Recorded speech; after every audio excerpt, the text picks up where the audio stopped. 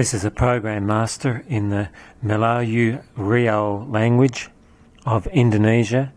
It's the good news, and it's taken from a copy master sent from Indonesia.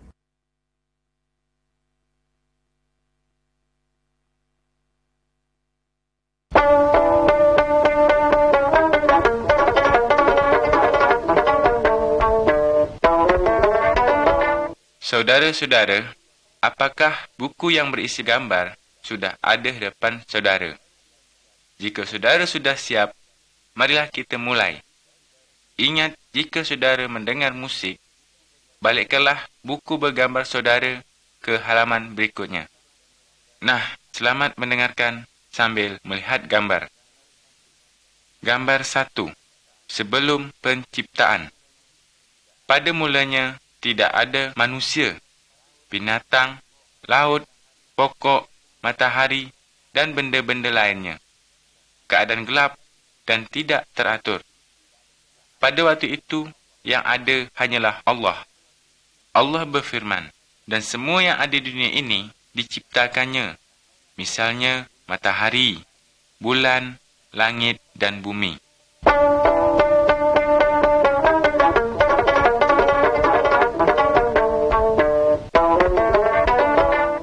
Gambar kedua.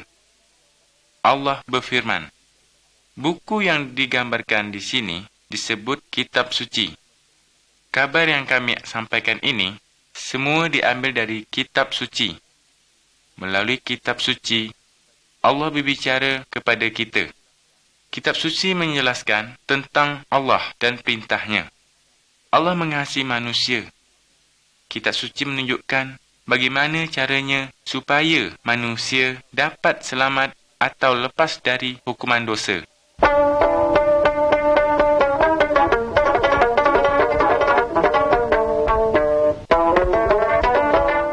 Gambar ketiga. Penciptaan. Allah menciptakan segala macam pokok dan binatang. Semua yang diciptakannya baik sekali. Allah juga menciptakan manusia. Allah mengangkat manusia menjadi penguasa atas segala yang diciptakannya. Allah mahu supaya semuanya hidup rukun.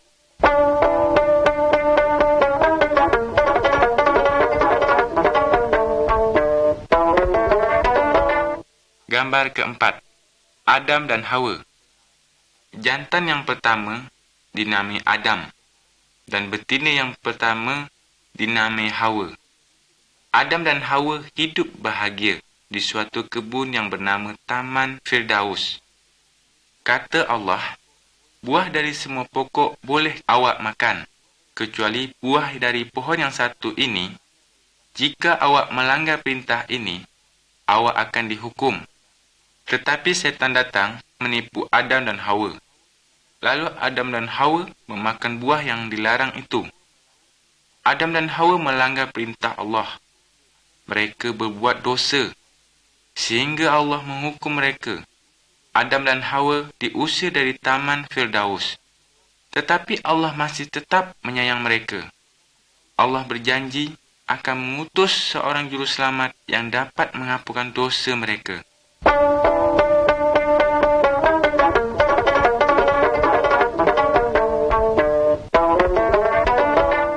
Gambar 5. Kabil dan Habil. Adam dan Hawa telah jatuh ke dalam dosa.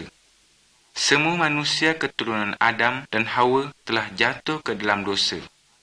Orang yang memegang alat pemukul ini bernama Kabil. Kabil adalah anak Adam. Kabil membenci Habil, adiknya. Kabil memukul Habil sampai mati. Kabil membuat dosa. Saudara dan saya juga pernah berbuat dosa. Sering berdusta, berjudi, berzina, menyembah berhala, dan perbuatan-perbuatan jahat lainnya.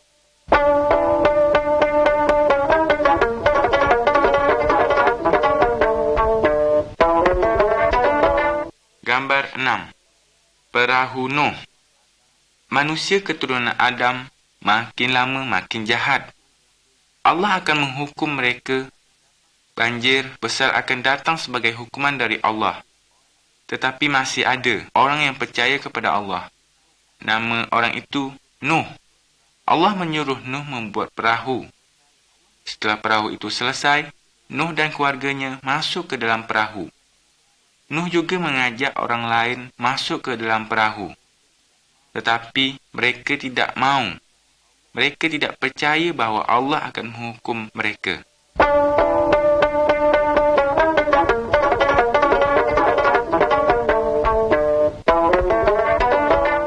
Gambar 7. Banjir. Setelah Nuh dan keluarganya masuk ke dalam perahu, Allah mengunci pintunya. Hujan besar turun sehingga terjadi banjir besar. Semuanya tertutup air. Orang banyak ingin ikut Nuh naik ke dalam perahu. Tetapi tidak bisa, sebab Allah telah mengunci pintu perahu itu. Semua orang yang berada di luar perahu mati, sebab mereka tidak percaya kepada Allah. Nuh dan keluarganya selamat, sebab Nuh taat kepada Allah.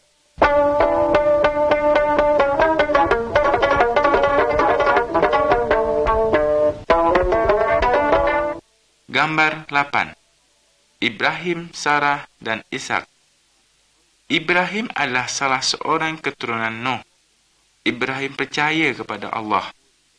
Allah berjanji bahawa Ibrahim dan Sarah, isterinya yang mandul, akan mempunyai anak. Setelah mereka tua sekali, barulah Ibrahim dan Sarah mendapat seorang anak jantan. Anak itu diberi nama Ishak. Allah berjanji bahawa melalui keturunan Ishak akan datang seorang juruselamat yang dapat menghapuskan dosa manusia, dosa saudara dan dosa saya.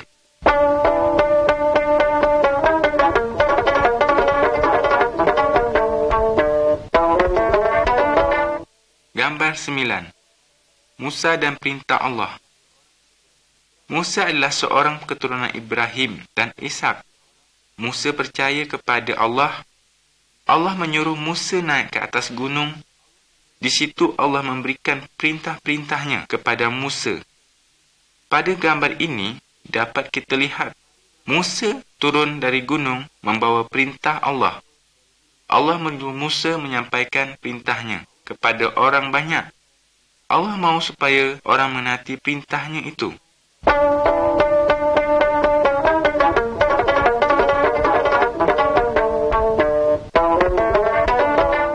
Gambar 10.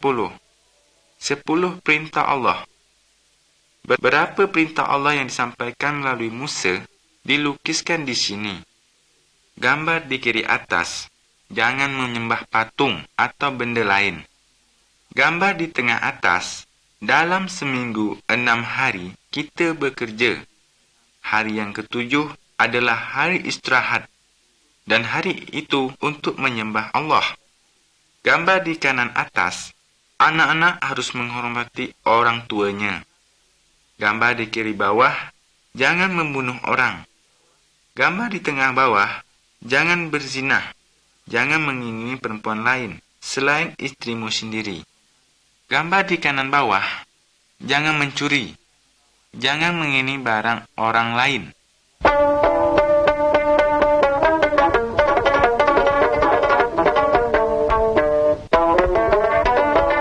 Gambar 11. Kurban kerana dosa. Pada zaman Ibrahim dan Musa, jika seorang berbuat dosa, Allah menyuruh ia menyembelih kambing. Orang itu mengorbankan kambing sebab ia menyesali dosanya. Sekarang kita tidak perlu lagi menyembelih kambing atau binatang lain sebagai tanda penghapus dosa. Allah telah menjelma menjadi manusia, iaitu Isa Al-Masih. Dan ia telah mati untuk menggantikan hukuman dosa kita. Dia dicambuk, dipukul, bahkan sampai dibunuh. Tetapi pada hari yang ketiga, ia bangkit lagi. Seharusnya kitalah yang harus menanggung hukuman itu, kerana kita orang berdosa. Tetapi kerana begitu besar kasih Allah kepada kita, sehingga hukuman itu diambilnya dan ditimpakan kepada dirinya sendiri, supaya kita yang percaya kepadanya tidak binasa, tetapi memperoleh hidup yang kekal. Kalau kita mengaku dosa kita kepada Allah dan percaya kepada Isa Al-Masih, maka segala dosa kita akan diampuninya.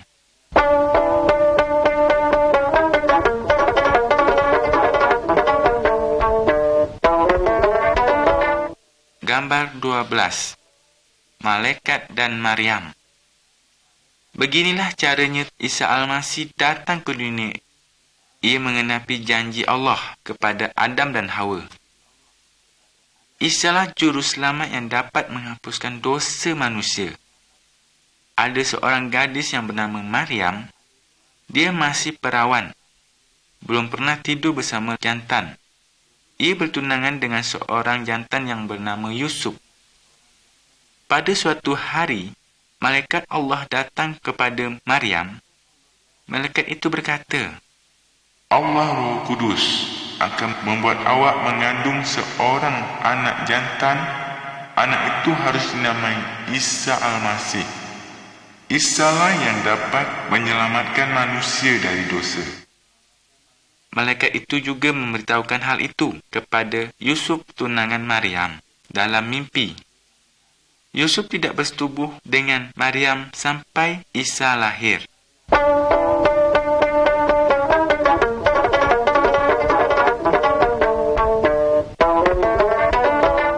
Gambar 13. Kelahiran Isa Al-Masih. Kira-kira 9 bulan kemudian, pada suatu malam, Maryam melahirkan seorang bayi jantan. Pada malam itu juga, malaikat Allah datang kepada sekelompok gembala yang sedang menjaga kambingnya. Malaikat itu berkata, pada malam ini, juru selamat yang dijanjikan Allah sudah lahir. Namanya Isa. Isalah yang dapat menghapuskan segala dosamu. Lalu gembala-gembala itu mencari Isa untuk menyembahnya.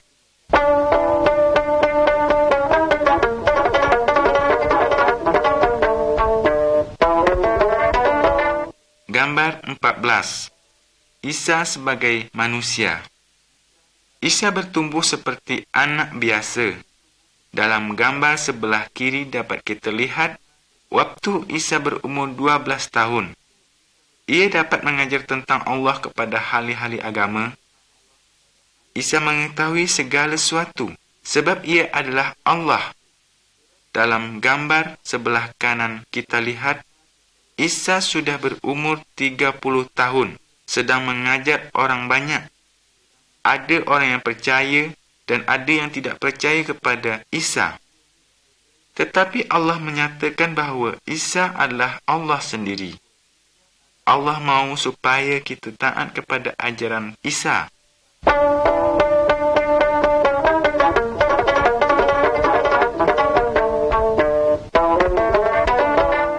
Gambar 15. Perbuatan Isa yang ajaib. Allah yang kita percaya namanya Isa. Dia sungguh hebat. Isa sangat berkuasa. Lebih berkuasa dari segala setan atau dukun. Lihat gambar sebelah kiri. Isa dapat mencelitkan orang buta. Lihat gambar yang ada di tengah. Isa dapat menghidupkan orang mati. Lihat gambar yang ada di sebelah kanan. Isa dapat berjalan di atas air. Isa adalah Maha Kuasa.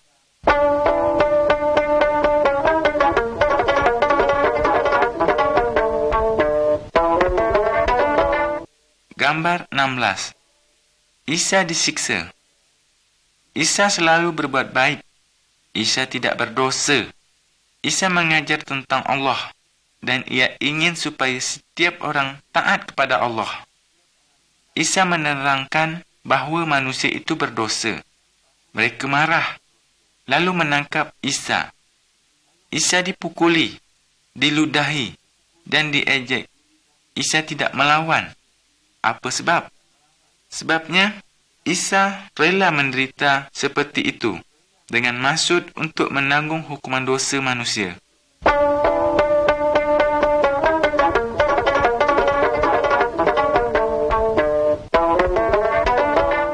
Gambar 17.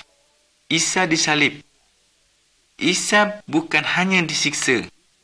Tuhan Isa dipakukan pada kayu palang, iaitu disalibkan. Tetapi Allah menyatakan kematian Isa adalah kurban kerana dosa kita. Isa menanggung hukuman dosa saudara dan dosa saya sampai dia mati. Kalau kita mengaku dosa dan percaya kepada Isa, kita diampuni. Apakah saudara percaya dan berterima kasih kepada Isa yang telah menanggung hukuman dosa saudara?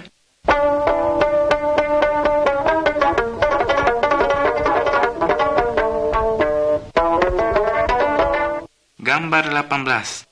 Kebangkitan. Setelah Isa mati disalib, kawan-kawan Isa menguburkan Isa di dalam sebuah lubang pada gunung batu. Lalu pintu lubang itu ditutup dengan batu besar. 3 hari kemudian, Maryam dan kawan-kawannya datang ke kubur. Tetapi Isa tidak ada. Yang ada hanya malaikat. Kata malaikat itu, Isa sudah hidup kembali. Isa sudah bangkit. sampai sekarang Isa tetap hidup. Kalau kita berdoa kepadanya, Isa mendengar dan mau memperhatikan hidup kita.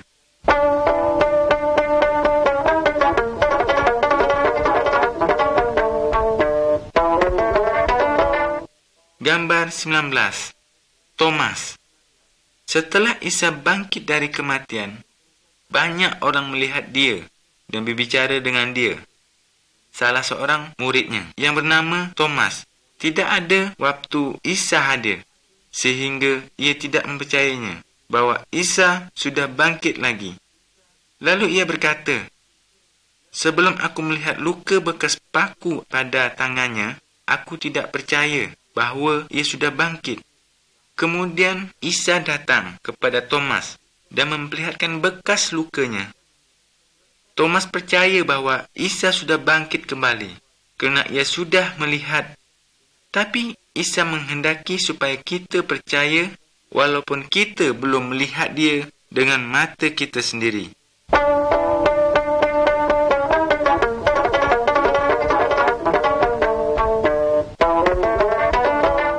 Gambar 20. Kenaikan. 40 hari setelah Isa bangkit, dia mengajak murid-muridnya ke sebuah bukit. Katanya, "Sekarang aku akan naik ke syurga.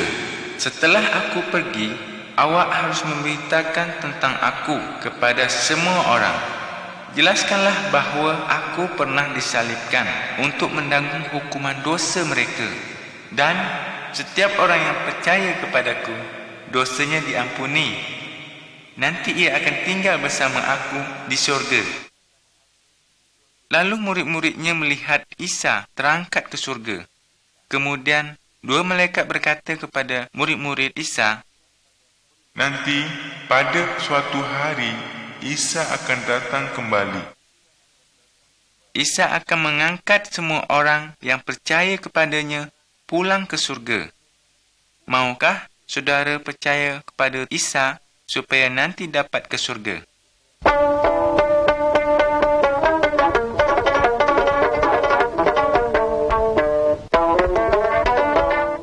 Gambar 21. Salib. Salib mengingatkan kita akan kasih Isa Al-Masih. Isa Al-Masih tidak berdosa. Walaupun demikian, dia rela disiksa dan mati disalib, supaya ia dapat menanggung hukuman dosa kita, dosa saudara dan dosa saya. Setelah mati, Isa Al-Masih bangkit kembali. Sekarang ia selalu bersedia menolong orang yang percaya kepadanya. Jika kita mengakui dosa kita dan percaya kepada Isa Al-Masih, maka dosa kita dihapuskan. Nanti kita akan dapat tinggal bersama Allah di syurga.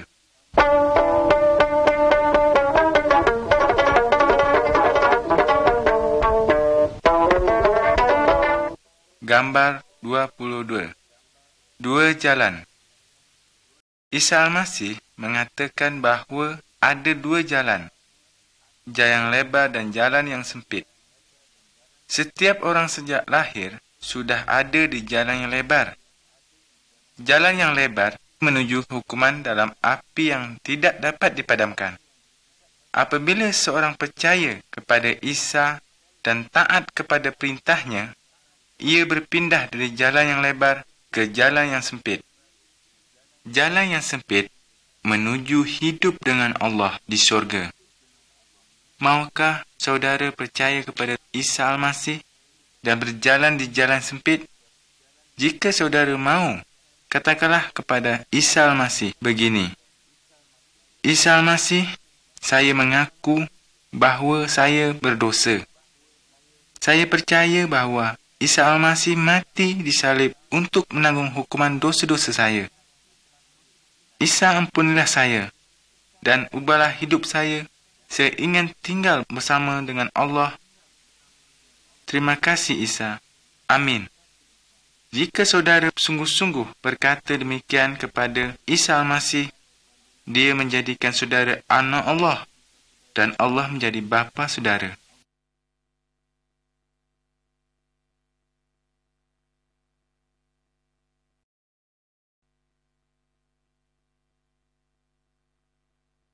The following is side B.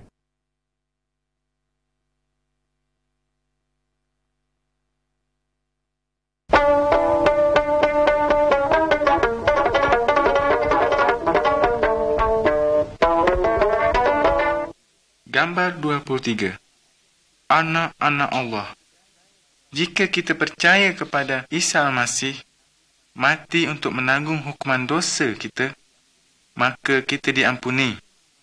Isa Al-Masih mengubah hidup kita menjadi baik.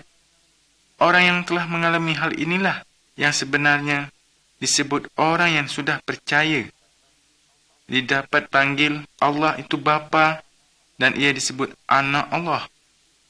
Allah mengasihi semua orang dari segala macam suku dan segala macam bangsa. Dalam gambar ini dapat kita lihat Isa Al-Masih sedang menyambut semua orang yang percaya kepadanya. Allah ingin agar saudara dan saya juga percaya kepada Isa Al-Masih dan menjadi anak-anak Allah.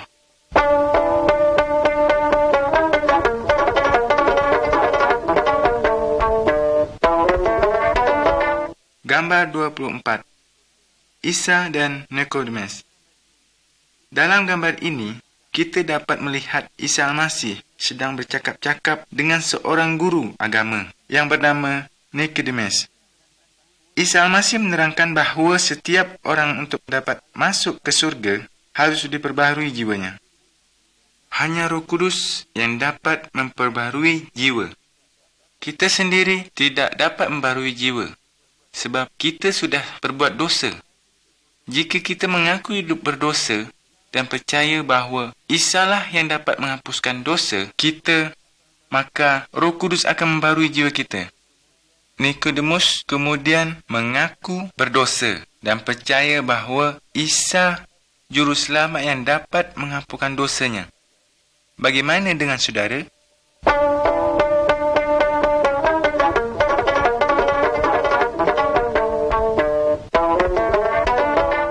Gambar 25. Kedatangan Roh Kudus. Pada waktu Isa ada di dunia ini, dia berjanji akan mengirim penolong kepada murid-muridnya. Setelah Isa Al-Masih pulang ke surga, murid-muridnya berkumpul dan berdoa bersama. Tiba-tiba Roh Kudus turun dan mendiami mereka. Dia memberi mereka kuasa untuk melakukan apa yang Isa Al-Masih perintahkan. Roh Kudus mendiami setiap orang yang menyerahkan diri kepada Isa Al-Masih. Roh Kudus adalah penolong dan penghibur mereka. Roh Kudus menolong mereka untuk mengerti firman Allah. Dia menolong mereka untuk melakukan hal-hal yang menyenangkan Allah. Orang yang sudah percaya tidak perlu pertolongan roh lain. Roh Kudus rindu menolong orang yang sudah percaya, tetapi hanya untuk melakukan hal-hal yang menyenangkan Allah.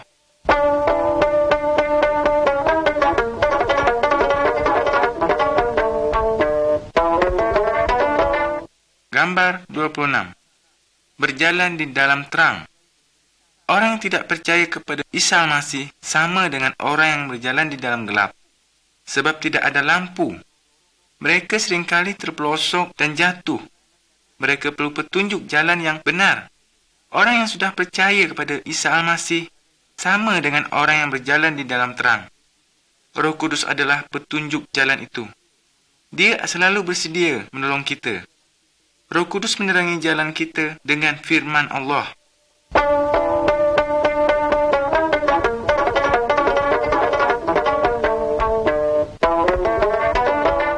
Gambar 27. Taatlah kepada firman Allah. Orang yang sudah percaya adalah milik Isa Al-Masih. Oleh kerana itu, kehidupannya harus menyenangkan hati Allah. Kitab suci mengatakan bahawa orang yang sudah percaya tidak boleh berzina, berkelahi, mencuri, menyembah berhala atau roh orang mati.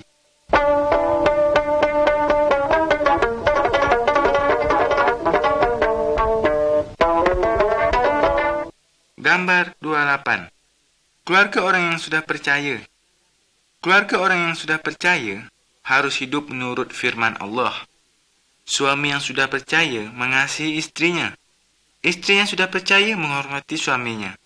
Suami istri harus saling menolong. Mereka harus melihara anak-anak mereka dan mengajar pelajaran tentang Isa Al-Masih. Keluarga harus berdoa bersama setiap hari.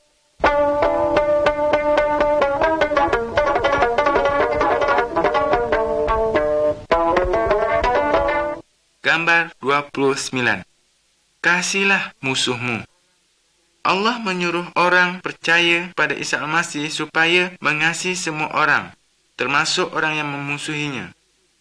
Pada gambar sebelah kiri, terlihat dua orang yang tadinya bermusuhan, tetapi sekarang sudah berbaik kembali.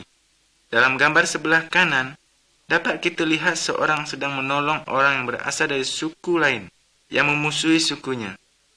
Orang yang sudah percaya harus berbuat baik kepada semua orang, juga kepada orang yang berbuat jahat kepadanya.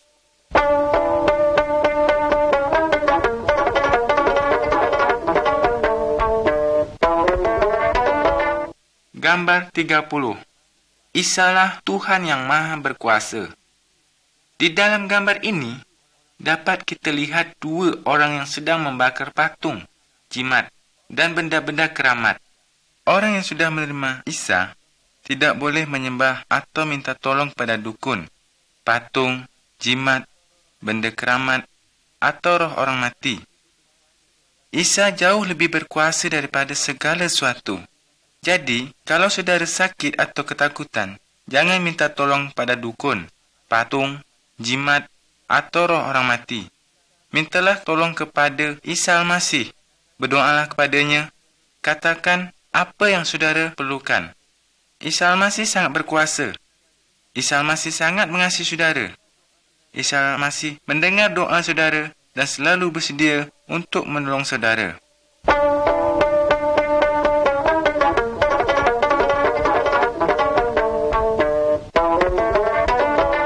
Gambar 31. Mengusir setan. Dalam gambar ini, kita melihat seorang yang dirasuk setan. Segala tali dan rantai dapat diputuskannya, kerana setan yang ada di dalamnya kuat sekali. Isa Al-Masih mengusir setan yang merasuk orang itu. Orang itu menjadi sembuh. Setan terpaksa keluar dari orang itu, kerana Isa Al-Masih jauh lebih berkuasa dari segala setan. Setan-setan takut kepada Isa Al-Masih. Jangan menyembah setan. Kalau saudara diganggu setan, jangan minta tolong kepada dukun.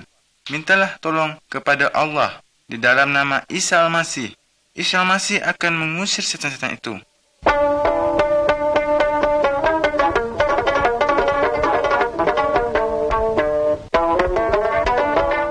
Gambar 32.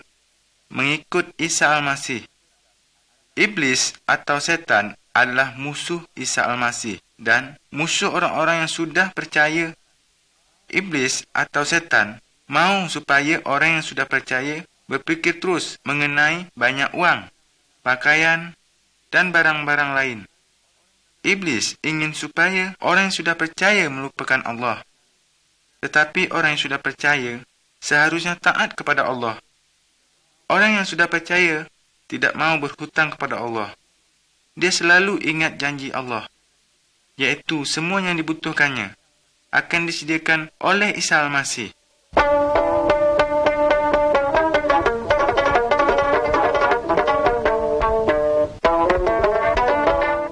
Gambar 33.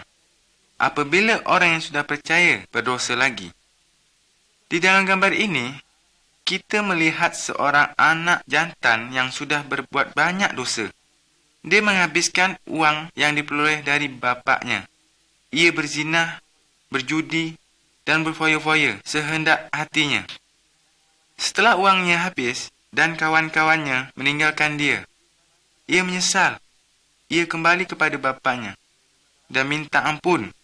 Kerana bapaknya mengasihi dia, ia diampuni dan diterima kembali. Kalau kita berbuat dosa lagi, kita juga harus menyesal, bertobat dan mengakui dosa kita kepada Isa Al-Masih. Isa Al-Masih mengasihi kita. Isa Al-Masih pasti mengampuni dosa kita. Firman Tuhan berjanji, jika kita mengaku dosa kita, maka ia adalah setia dan adil, sehingga ia akan mengampuni segala dosa kita dan menyucikan kita dari segala kejahatan.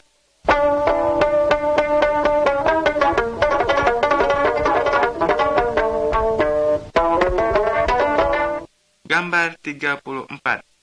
Penyakit. Semua orang, baik yang sudah percaya maupun yang belum percaya, dapat jatuh sakit. Dalam gambar ini, dapat kita lihat seorang yang sedang berbaring sakit. Orang dapat menjadi sakit kerana ia tidak makan makanan yang baik, kerana minum air yang kotor, dan kerana tidak melihara tubuhnya. Orang juga dapat menjadi sakit kerana ia kena sihir dan kena kerasuk setan. Jika seorang yang sudah percaya sakit, apa yang harus dilakukannya? Berdoa kepada Isa Al-Masih. Isa Al-Masih tentu mendengar doa saudara. Isa Al-Masih berkuasa untuk menyembuhkan segala macam penyakit. Jika ada doktor atau rumah sakit, boleh juga berobat ke sana. Isa Al-Masih juga dapat memakai obat-obatan untuk menyembuhkan saudara. Tetapi jangan pergi ke dukun. Mintalah pertolongan kepada Isa Al-Masih. Isa Al-Masih lebih berkuasa dari segala dukun dan roh-roh jahat.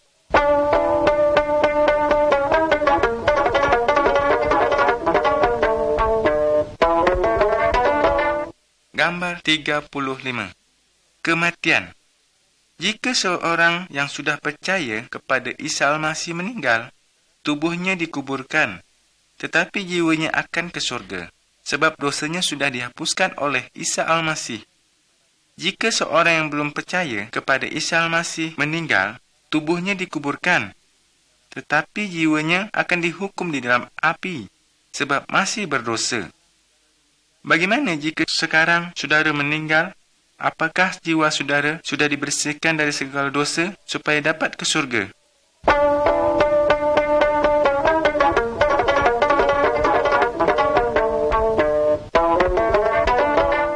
Gambar 36. Tubuh Isa Al-Masih. Setiap bagian dari tubuh kita mempunyai tugas sendiri. Misalnya mata untuk melihat, mulut untuk berbicara, dan telinga untuk mendengar. Jika salah satu bagian sakit, seluruh tubuh merasa sakit. Allah mengatakan bahawa setiap orang yang sudah percaya itu sama seperti bagian dari tubuh. Isa Al-Masih adalah kepala dari tubuh itu. Setiap orang yang sudah percaya mempunyai tugas yang berbeza. Misalnya berkhotbah, mengajar firman Allah, menyanyi, menolong orang dan lain-lain. Setiap orang yang sudah percaya adalah saksi dari Isa Al-Masih. Semua orang yang sudah percaya harus saling mengasihi dan saling membantu.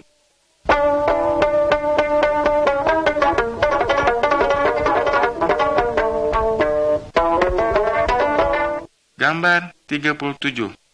Berkumpul bersama. Allah memerintahkan agar setiap minggu kita menyediakan satu hari untuk Isa. Semua orang yang sudah percaya berkumpul untuk menyembah Isa, berdoa dan bernyanyi bersama-sama. Salah seorang yang sungguh-sungguh percaya bisa mengajar dari firman Allah. Orang yang sudah percaya harus memperingati hari kematian dan kebangkitan Isa Al-Masih sampai ia datang kembali.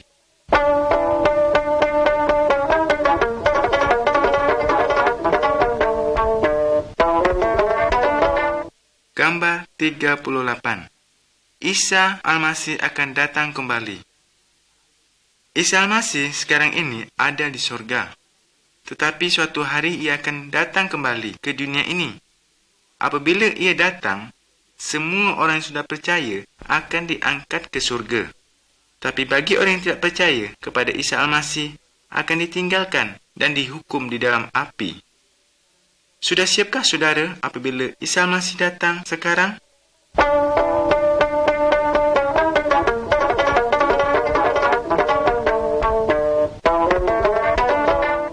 Gambar 39. Berbuah. Dari pokok kita mengharapkan buah. Cabang yang tidak berbuah akan dipotong dan dibakar. Isa Al-Masih mengumpamakan dirinya sebagai batang pokok dan orang-orang yang percaya kepadanya sebagai cabang-cabangnya. Dari orang yang sudah percaya, Isa Al-Masih mengharapkan buah-buah yang baik.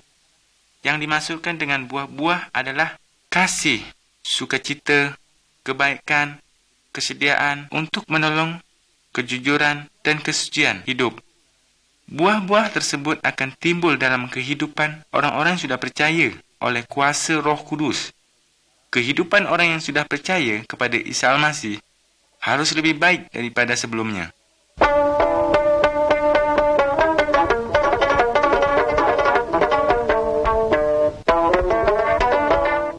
Gambar 40.